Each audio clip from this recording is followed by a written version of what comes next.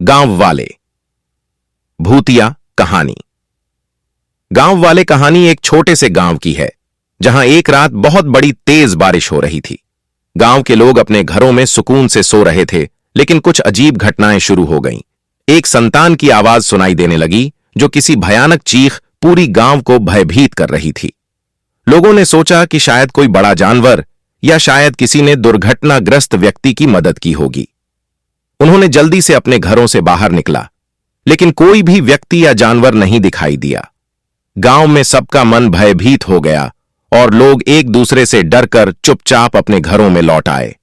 कुछ देर बाद एक अन्य आवाज सुनाई देने लगी जो गांव के पास एक पुराने छोटे मंदिर से आ रही थी। यह आवाज अत्यंत भयानक थी, जैसे कि कोई आत्मा गांव के ऊपर राज कर रही हो।